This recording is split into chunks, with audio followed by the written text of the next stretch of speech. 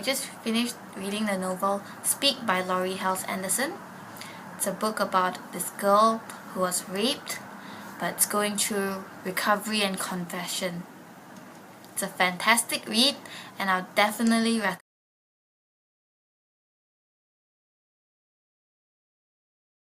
The story revolves around a girl, Melinda Sordino, who refuses to speak due to a traumatic experience. She was raped by a senior during one of the summer parties before she entered high school. In her panic, she called the cops, but was too afraid to say anything. She did not tell her story to anyone, her parents, or her best friend Rachel. She resolves that being quiet is the only thing she can do, and so she decides not to speak. Because of ruining the party, everyone in school does not want to talk to Melinda, even her best friend Rachel. Melinda began her first day of high school alone, rejected, and also with Andy Evans, the guy who raped her. High school life for Melinda was terrible. She had no social life, and the only friend she had during school ended up ditching her as well. Her grades were dropping, her parents were getting extremely disappointed at her. She was called up for counseling, but she decides she refuses to speak. The only subject Melinda excels in is in art. Through this and Mr. Freeman's help, she manages to express her feelings a bit better. Also, her lab partner, David Petraskis, also plays a major role in helping her develop herself to finally get out of the silent phase. Finally, she built up enough courage to tell Rachel about this. Soon, the whole school knows about the story. Melinda's voice is finally heard. Things are finally getting better for Melinda because she spoke up. On the last day of school, Melinda approaches her art teacher, Mr. Freeman, and says to him, "Let me tell you about it."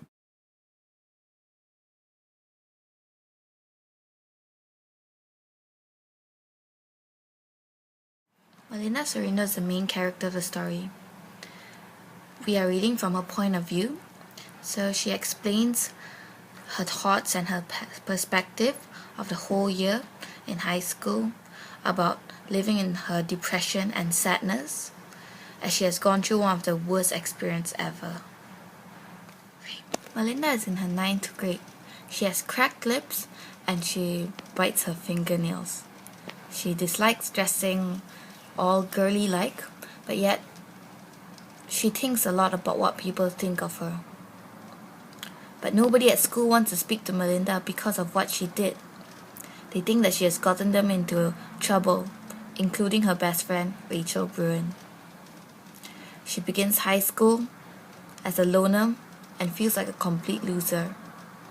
She wants to explain why she called the cops, but she just doesn't have the right words to say. She was raped by one of the seniors, Andy Evans.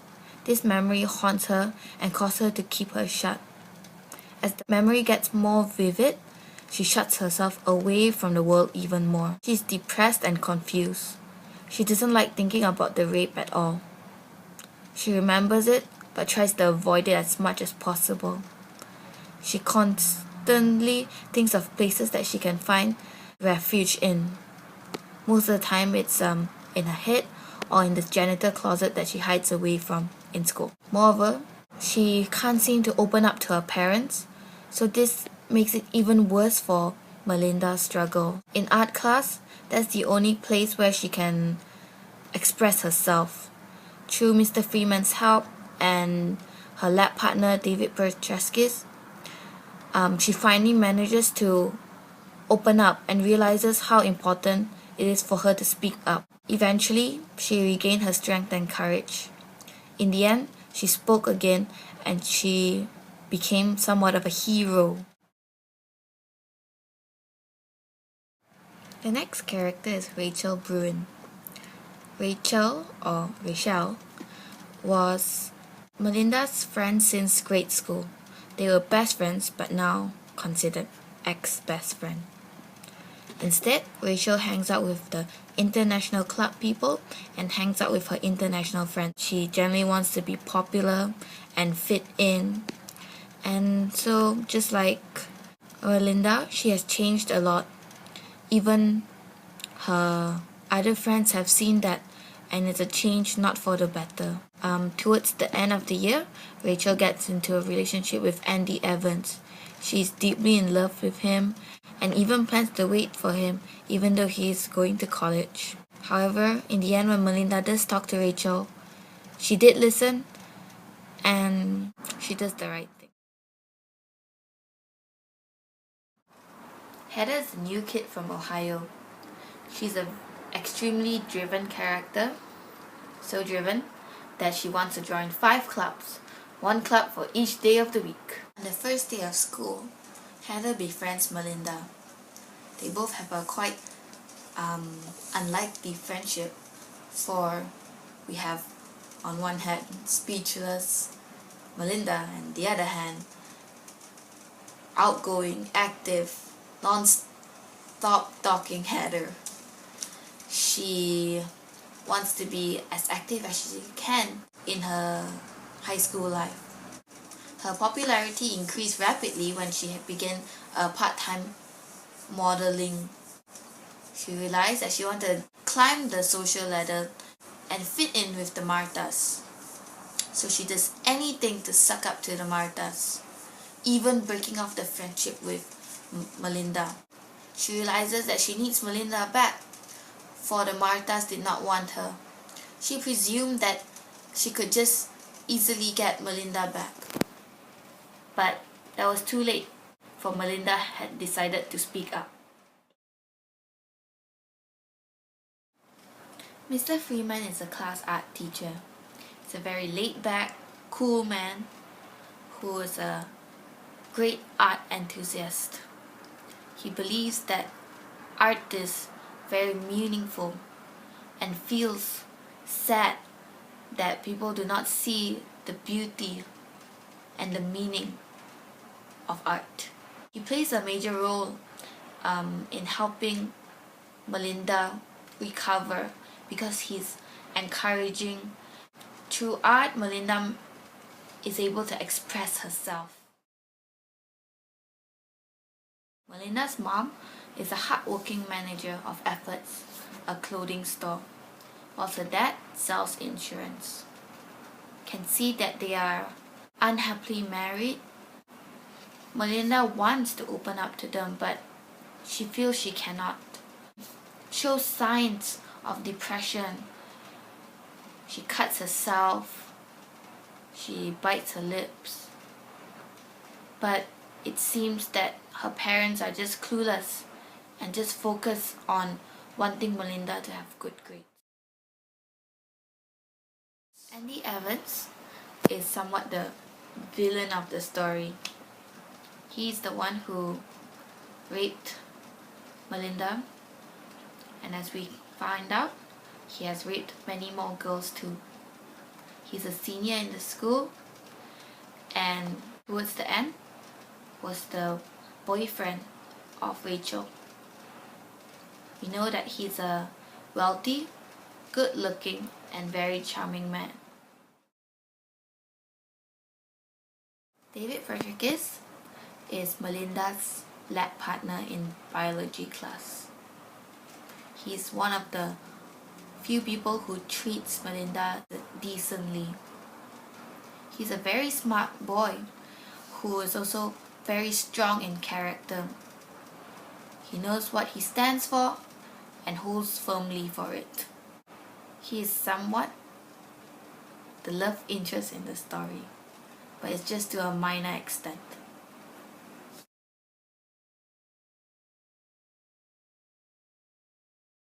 When I read this novel, I also felt depressed. I suddenly realized, why am I feeling so depressed? And then it dawned upon me that it's a novel full of emotions, and it was written very realistically that it really grasped your attention.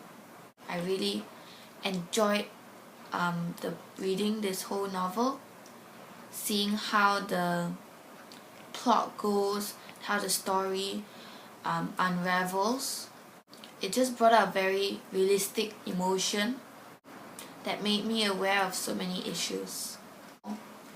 I feel that I know a bit better on how people who were initially rape victims, how would they feel, what's going on in their mind. I feel that the plot was had a very nice build, and the ending too was not too cliche but believable nonetheless. It truly shows how life is, and it's not as simple, but we have to face our fears and our challenges so that we can finally overcome. Honestly, I have a bit of mixed feelings about Melinda Sardino. I do pity her with all my heart. I really wish that I would be her friend. I was a bit angry at how unfair everyone else was towards Melinda. Don't they have a heart at least? Especially her friends, her former friends. Aren't friends supposed to stick up for each other throughout thick and thin? And I think she's a pretty great girl. She showed her capabilities, how she could use her creativity and imagination to create all those different type of trees. I feel that she's a very realistic girl too, that she's someone you can relate with, you can talk to. However, I did get a bit agitated at her, especially when I was halfway through the book, because she was being always so negative, and I felt she had too much self-pity on herself. I felt that sometimes she had the opportunity to get out of this phase, but she just wallowed in her misery. However, I have never been a rape victim, so I guess I wouldn't know. Maybe if I were in her shoes, I might have done the same. My response towards Rachel Bryn is that she's those type of girls that we might all know that change dramatically in just a year or so because they want to fit in, they want to be popular. I did not sense actually the snobbiness, but it was present. I still think that it's great that she talked to Melinda in the end. I think she's a great friend, but she does have to work on her friendship skills. I think Heather has a very poor attitude. She's very self-centered and focuses on what she wants. But nonetheless, I think it was a great thing of Heather to befriend Melinda in the start. For Melinda had no friends, and she was there for her. She's also a very open person, and I think that's quite a good attribute, that she's willing to try. She's willing to be active, not like many teenagers nowadays. Melinda's parents should really be more caring. I think it's a message to all parents out there that parents need to be more aware of what's going on in their children's life. Even though sometimes it may seem annoying to the child, it's better than avoiding the matter entirely. Andy Evans. There are definitely guys like that in the world. They are handsome, good looking, charming, and all girls fall for them. Their characters, however, speak differently. And eventually people like this realize that good looks won't last forever, but good character does. And the Evans style people, please change your character. I really liked him in the story. I liked how he was so strong-headed, how he knew what he wanted, knew what he stand up for. He was so confident, and I really admire characters like this. Even though he may be seen as nerdy or whatnot, I really think that how you view yourself is more important than how others view you. He was smart, he was gentle, he was kind, and he knew what his boundaries were. Good job! Thank you! Bye! Speak up, yo!